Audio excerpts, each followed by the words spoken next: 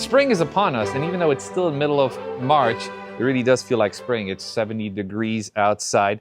So I think it's the perfect time for me to film a winter exit interview with my Toyota Land Cruiser 250. I had an amazing time with this car over the last few months. Took it on some really cool trips. I had an amazing snowboarding season. Started in Colorado. Got injured a little bit, got a couple of stitches on my face. I was going through the trees and I didn't see a branch sticking out. I got too close to a branch and I ended up with a couple of stitches there. Then took a bunch of trips with the Toyota to Vermont. I actually ended up meeting someone that watches the channel. Zach, if you're watching this, how you doing? Zach ended up approaching me. He says, hey, I watch your channel. And I asked him to film some runs of me in the park, at the terrain park in Mount Snow. Not the biggest terrain park, and I'm a middle-aged man, but I still wanted to have some good footage of me while I still can, and he did that, so thanks, Zach, for doing it. Also, my son has become a really good snowboarder. He's only 6 years old, but he's really getting up there. But in terms of getting up there, I've been using my Land Cruiser for every single trip, and since I purchased the car in October, I've done 8,000 miles, 8,000 happy miles. Today, I wanted to show you the abuse that this car took. I mean, it's really filthy inside, outside, so I'm gonna clean it, but I really wanted to show you what a car like that looks like after months of winter abuse and never really washing it. I did take it to one of those car washes. Everything was frozen around it, but I sprayed it because I wanted to get the salt out. Now it's still filthy, so I can't wait to get the dirt off. But at the same time, I wanted to show you everything that sort of this car experienced, what it looks like after a tough winter season, and whether or not I still feel that this car is the right car for me. Let me take you inside first, just so you can see the carnage.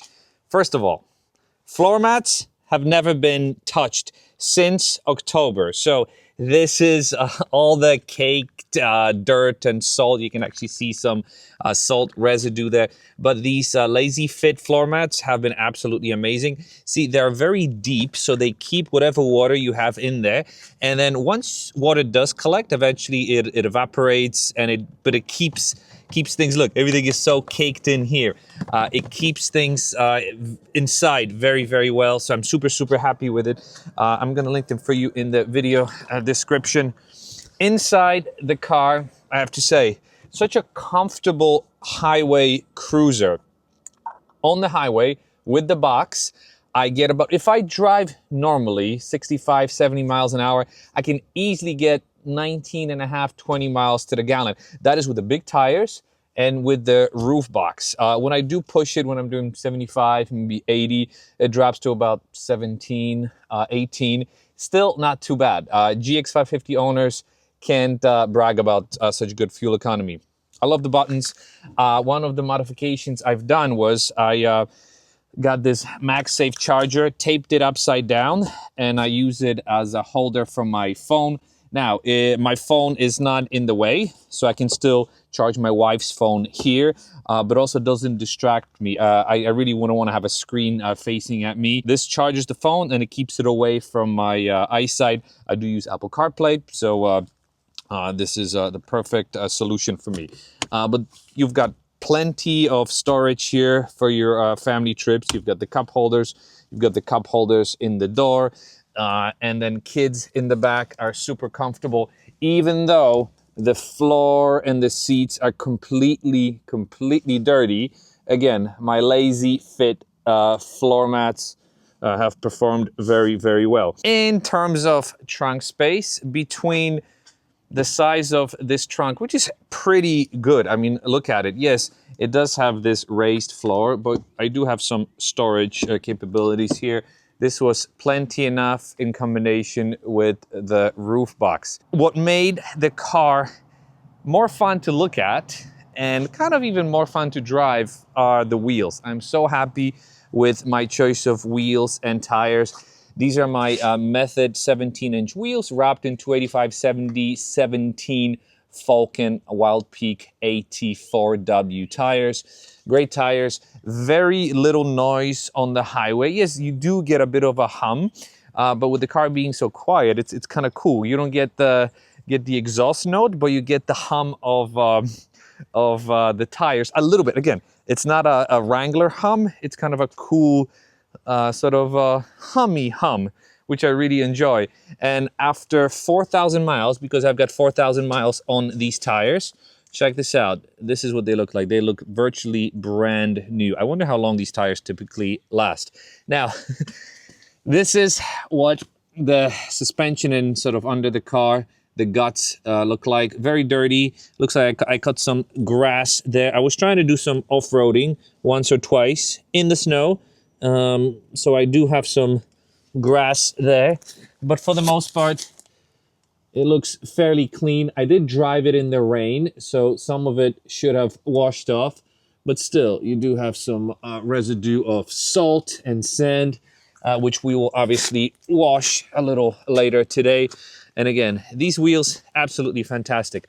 Look, with the size that I have, this is how close they come to the plastics here. So if you're concerned about your wheels rubbing, this setup doesn't rub when they're articulate. Super happy with it.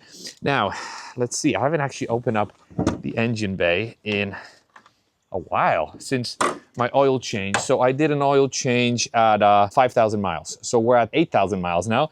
And this is the engine. You do see some dirt accumulation, but I think that's normal. Let's take out the floor mats. Oh. And check this out. This is underneath, without any vacuuming or anything like that. Almost clean. But now the most satisfying moment of this video is washing off some of that dirt with my power washer.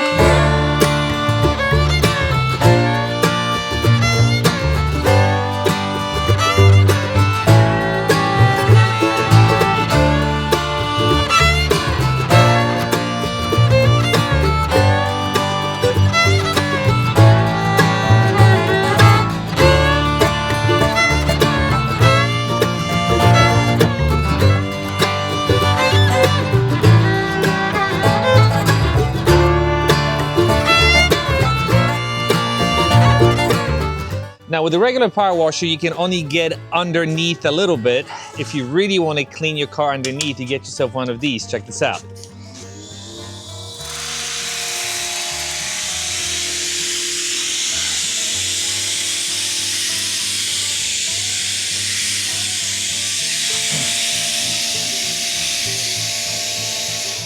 I feel like an old man. I can't bend. As I mentioned earlier, my knee is a little screwed up. But let's see what it feels like to wash these wheels. Never actually washed them. So, I'm a microfiber guy when it comes to wheels.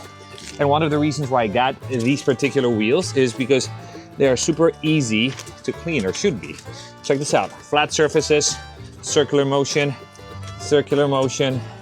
bam, bam, bam, bam, bam. Technically,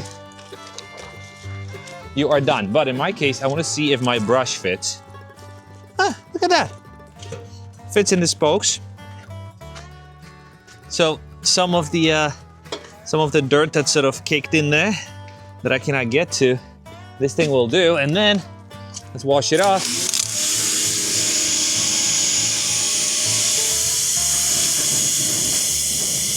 I would say about a minute per wheel, which is not too bad.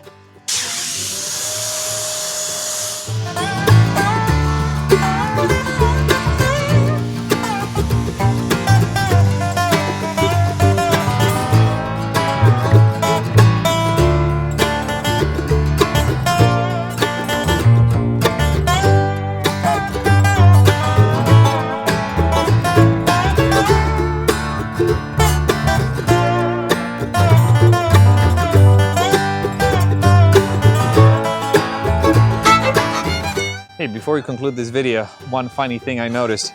When you wash the car, it is very easy to adjust the mirrors by hand. Check it out. Super simple. So if you ever want to annoy a Land Cruiser driver, walk up to them and do this. So funny.